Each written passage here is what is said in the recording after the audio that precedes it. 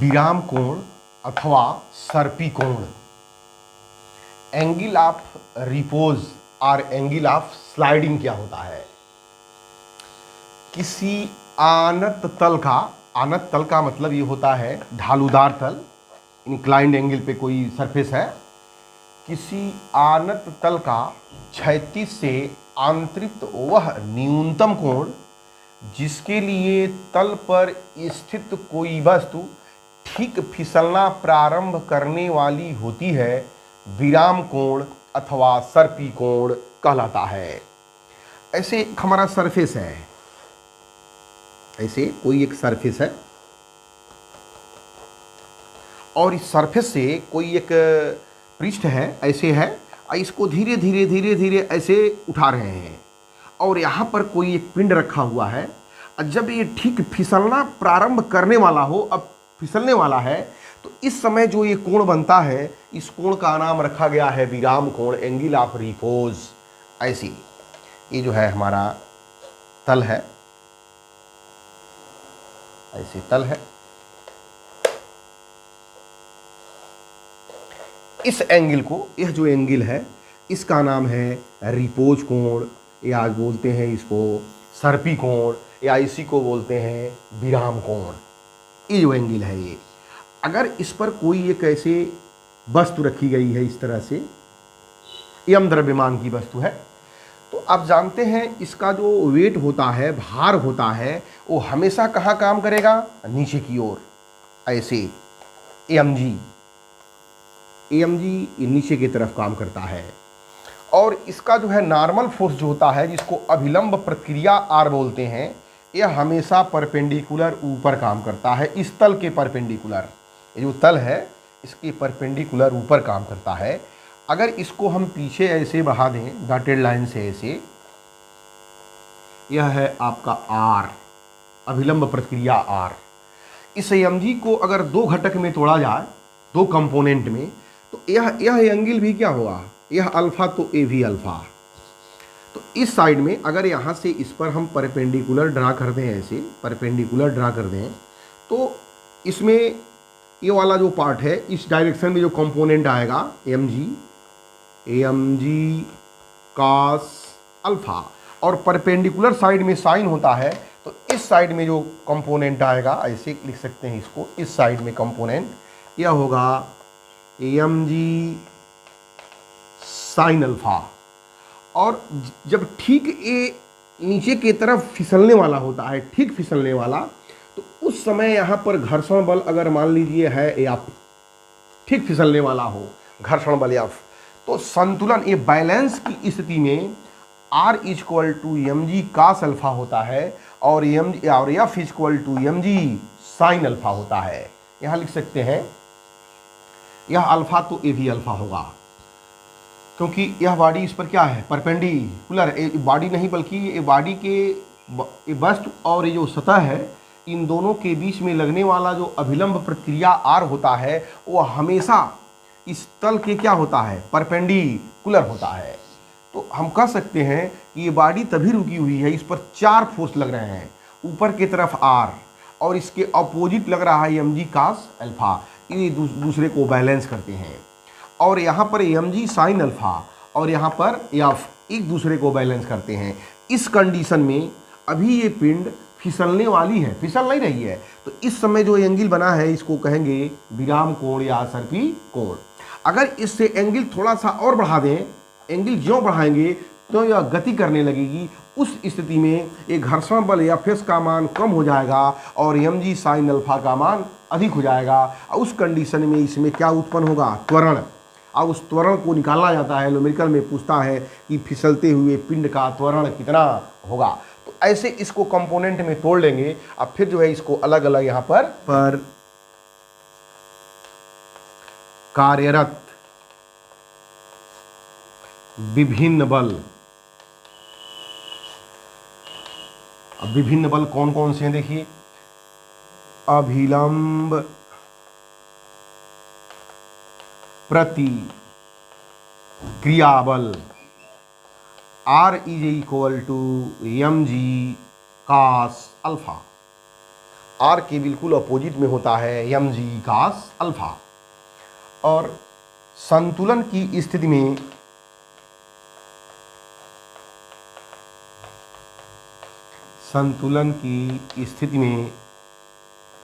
F is equal to M G sine alpha.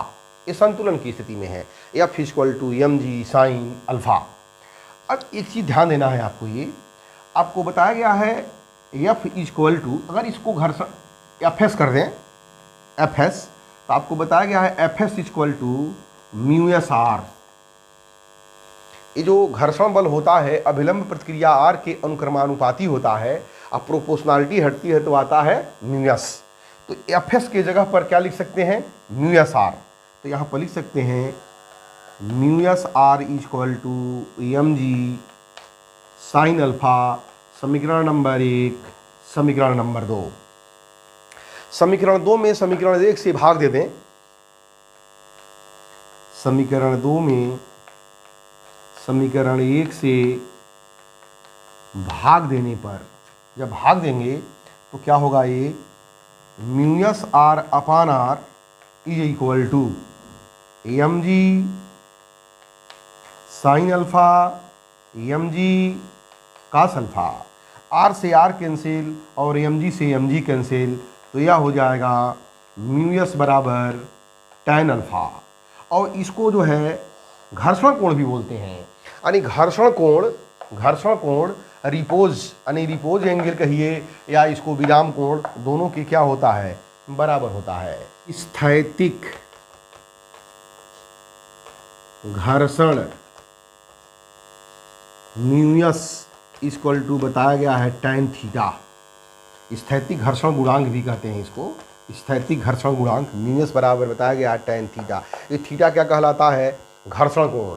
तो mu S बराबर tan theta और mu S बराबर tan alpha, तो लिख सकते हैं अर्थात थीटा इक्वल टू अल्फा।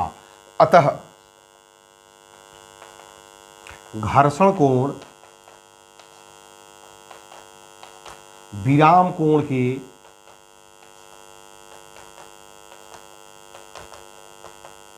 बराबर होता है।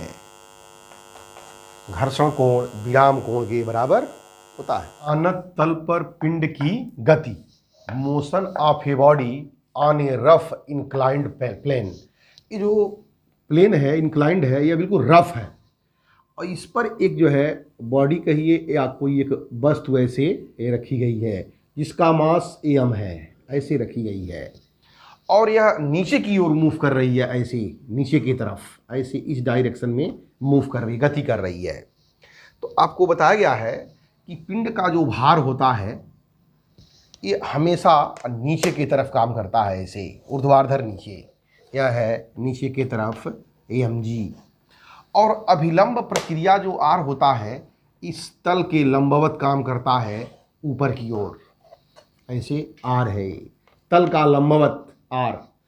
और ए एंगल थीटा, तो यह भी थीटा। अब इस एम जी को दो कंपोनेंट में तोड़ेंगे तो इस डायरेक्शन में आएगा एम जी कास थीटा, तल के लंबवत डायरेक्शन में, और समांतर डायरेक्शन में आएगा ऐसे इस डायरेक्शन में, इस डायरेक्शन में इधर यह होगा एम जी साइन थीटा। और जब यह नीचे की ओर गति करेगा तो इसके अपोजिट डायरेक्शन में दोनों तलों के बीच में लगेगा घर्षण बल एफएस, स्थैतिक घर्षण एफएस, इस अपोजिट डायरेक्शन में। अब जिस डायरेक्शन में बॉडी मूव करती है उस दिशा में उत्पन्न होता है त्वरण। तो पूछा जा सकता है कि बताइए इस बॉडी में, इस वस्तु में कितना त्वरण उत्पन्न होगा, और ये भी पूछा जा सकता है दोनों तलों के बीच का घर्षण गुणांक कितना होगा, या पूछा जा सकता है बताइए घर्षण बल कितना उत्पन्न होगा, अभिलंब प्रतिक्रिया आर कितनी होगी, थीटा दिया रहेगा, पिंड का द्रव्यमान दिया रहेगा, गुरुत्वीय त्वरण जी का मान मालूम रहेगा। तो देखिए इस कंडीशन में होता है भार एम जी का घटक एम जी कास थीटा तल की अभिलंब प्रतिक्रिया आर को संतुलित करता है। भार एम जी का घटक एम जी साइन थीटा तल के समांतर नीचे की ओर कार्य करता है। घर्षण बल Fs तल के समांतर ऊपर की ओर कार्य करता है। तो आप लिख सकते हैं तल के लंबवत, तल के लंबवत बल कर सकते हैं बल। R इक्वल टू होगा mg cos थीटा। तल के समांतर जो होगा यदि पिंड में उत्पन्न त्वरण A हो तो ये जो पिंड है इसमें नीचे की तरफ आ रहा है, अगर इसमें त्वरण A उत्पन्न हो तो इस पर नेट फोर्स कितना काम करेगा? तो देखिए mg साइन थीटा, इसको लाने वाला नीचे कौन है? mg sine theta. इसके वैल्यू में इस बल का अपोज विरोध कौन कर रहा है? Fs। इसको घटा दीजिए minus Fs is equal to, ये पूरा टोटल फोर्स है नीचे लाने के लिए, बराबर ma, न्यूटन सेकेंड रूल से ma। यह हो जाएगा इक्वेशन नंबर 1। अब देखिए घर्षण बल Fs बराबर बताया गया है म्यूएस आर। म्यूएस क्या है? दोनों तलों, बॉडी और तल दोनों के बीच लगने वाला घर्षण गुणांक, और या इसको लिख सकते हैं म्यूएस, और आर बराबर है mg cos थीटा। अगर Fs की वैल्यू यहाँ पर पुट कर दें समीकरण 1 में तो क्या होगा? देखिए mg sign theta minus Fs बराबर माइनस Fs की जगह पर लिख दीजिए, Fs की जगह पर mu s mg cos theta, mu s mg cos theta बराबर ma। तो यहाँ से एक्सलेरेशन निकल जाएगा a इज इक्वल टू, इन दोनों में m कॉमन है तो m कॉमन ले लिया, और g sine theta minus mu S g cos theta upon m से m कैंसिल, एक्सलेरेशन निकल गया a equal to g common, और यहाँ हो जाएगा sine theta minus mu S cos theta. यहाँ से हम पिंड में उत्पन्न त्वरण A का मान ज्ञात कर लेते हैं। और एक खुरदुरा एक तल है, इसे खुरदुरा तल है। इसे जब वह 30 अंश के झुकाव पर रखा जाता है, 30 अंश के झुकाव पे, तब वह सीमांत संतुलन की स्थिति में होता है। सीमांत संतुलन का मतलब होता है कि अब वह पिंड अभी फिसलने वाला है, यानी यह 30 अंश जो दिया हुआ है इसका मतलब ये कौन सा कोण है? विराम कोण है, सर्पी कोण है। तो लिखेंगे यहाँ पर विराम कोण अल्फा बराबर 30 अंश, और हम जानते हैं स्थैतिक घर्षण गुणांक म्यूएस बराबर होता है tan अल्फा, यानी म्यूएस बराबर tan 30, तो म्यूएस की वैल्यू आ जाएगी 1/√3। पहले एंगल से निकल गया घर्षण गुणांक। कह रहा है कि एक पिंड है, जब 30 अंश के कोण पर रखा जाता है तो यह पिंड इस तल पर संतुलन की, सीमांत संतुलन की अवस्था में होता है। और जब इसको उठा करके 45 डिग्री कर दिया जाता है तब यह पिंड नीचे की ओर सरकने लगता है। तो बताइए इसमें कितना त्वरण उत्पन्न होगा? तो अगर ऐसे कोई पिंड है इस पर रखा हुआ है तो आपको बताया गया है कि पिंड का भार हमेशा कहाँ काम करता है? नीचे की ओर, mg। और अभिलंब प्रक्रिया जो होती है यह परपेंडिकुलर काम करता है। ऐसे इस साइड में आता है mg cos 45, ये भी 45, और ऊपर होगा अभिलंब प्रक्रिया r, और नीचे की ओर जब स्लाइडिंग हो रहा है वो नीचे की तरफ आ रहा है तो इस साइड में होगा mg साइन 45, और ऊपर दोनों तल के बीच में लगने वाला घर्षण बल Fs। ये बताया गया है आपको। जब इस तल को 45 अंश के उठा दिया जाता है तब क्या होगा? तल को 45 अंश उठा देने पर पिंड तल को 45 अंश उठा देने पर पिंड नीचे की ओर गति करने लगता है, गति करने लगता है यानी सरकने लगता है। तो इस स्थिति में देखिए R इज इक्वल टू क्या होगा, mg cos 45। और देखिए नीचे की तरफ आ रहा है, हमें निकालना है इसमें त्वरण कितना होगा, a is equal to question mark है, तो त्वरण इस डायरेक्शन में होगा a, तो नीचे की तरफ क्या होगा, mg sin 45 माइनस fs बराबर ma। यहां से देखिए mg sin 45 IFS बराबर होता है म्यूएस आर बराबर ma, और पुनः लिखेंगे mg sin 45 minus mu S R बराबर होगा mg cos 45 equal to ma। इधर mg को कॉमन ले लें तो हो जाएगा यह sin 45 minus mu S cos 45 is equal to ma। m से m क्या होगा, कैंसिल्ड। तो यहाँ से a इज इक्वल टू क्या आ गया, देखिए a इज इक्वल टू आ गया g sin 45 minus mu S cos 45। अब इसको सॉल्व कर देना है, तो देखिए a is equal to g के जगह पर 9.8 और sin 45 1/√2 माइनस म्यूएस की वैल्यू है 1/√3 और इनटू cos 45 1/√2। इसको लिख सकते हैं a is equal to 9.8/√2 common हो जाएगा, 1 माइनस 1/√3। यह 9.8/√2 इंटू इसको लिख सकते हैं √3 माइनस 1/√3। तो यहाँ आ गया a is equal to 9.8 into √3 की वैल्यू 1.732 होता है, माइनस निकाल देंगे तो 0.732 बाई, और √2 √3 मिलकर के हो जाएगा √6। यह वैल्यू आ जाएगी 9.8 इंटू 0.732 बाई। अब √6 की वैल्यू यहाँ पर पुट कर देंगे, √2.45, तो सॉल्व करने पे आएगा 2.93 मीटर पर सेकेंड स्क्वायर।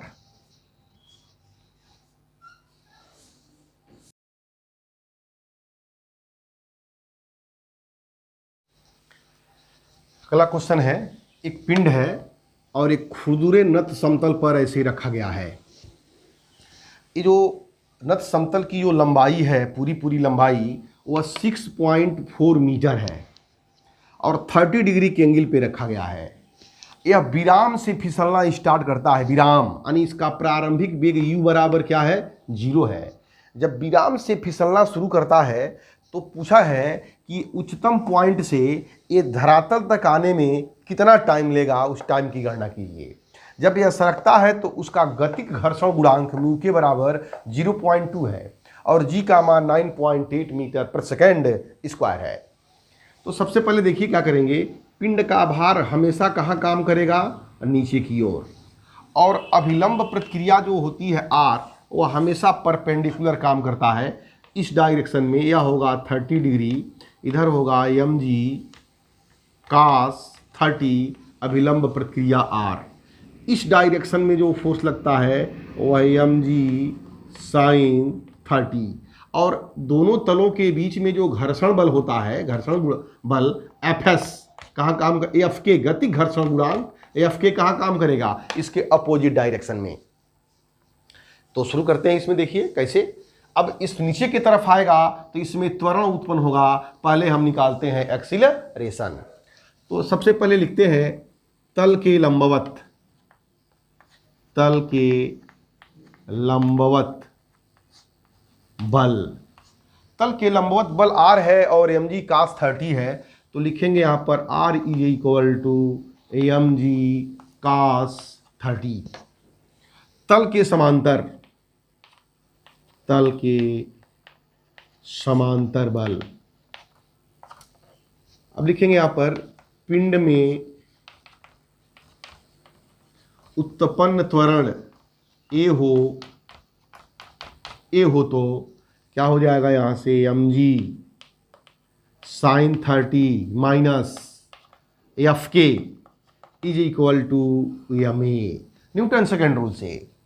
अब एफ के बराबर क्या होता है, एफ के या एफ एस जो भी कह लीजिए, एफ के बराबर म्यू के आर, तो एफ के की जगह पर लिख देंगे म्यू के आर, तो यह हो गया mg sin 30 माइनस म्यू के आर बराबर ma। फिर r इक्वल टू क्या है, mg cos 30, तो लिखेंगे mg sin 30 minus mu K mg cos 30 equal to ma। mg common हो जाएगा, तो यहाँ हो गया sin 30 minus mu K cos 30 equal to ma।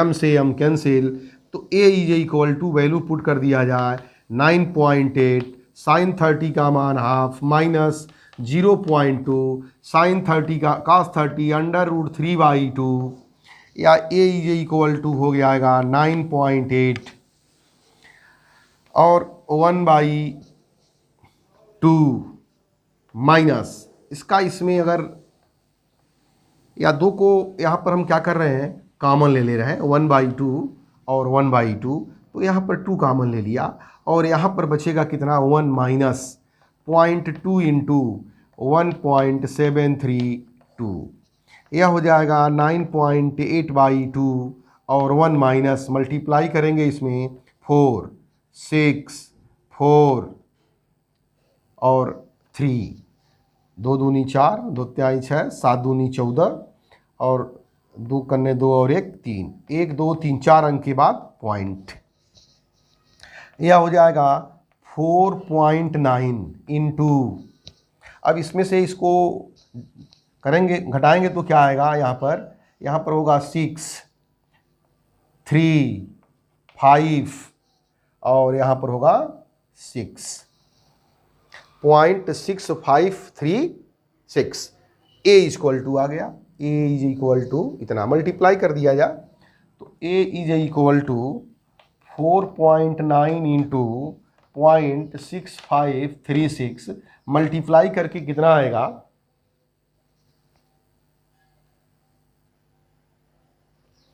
3.2 metre पर सेकेंड स्क्वायर, ये इसका निकल गया एक्सीलरेशन। लेकिन पूछा है कि टॉप से बॉटम तक आने में कितना टाइम लगेगा, डिस्टेंस दिया हुआ है, तो हम जानते हैं S equal to U T plus half A T square. अब प्रारंभिक वेग यहाँ पर 0 है, विराम से फिसलता है, तो s equal to 0 plus half A T square, तो यहाँ से t equal to under root क्या हो जाएगा 2s/a, तो t equal to under root 2 into 6.4/3.2, या हो जाएगा अंडर रूट 2 इंटू 64/32 से 2 बार में कटेगा, यानी under root 2 into 2 equal to 2 second. 2 second में वह पिन टॉप से कहाँ आ जाएगा, बॉटम में।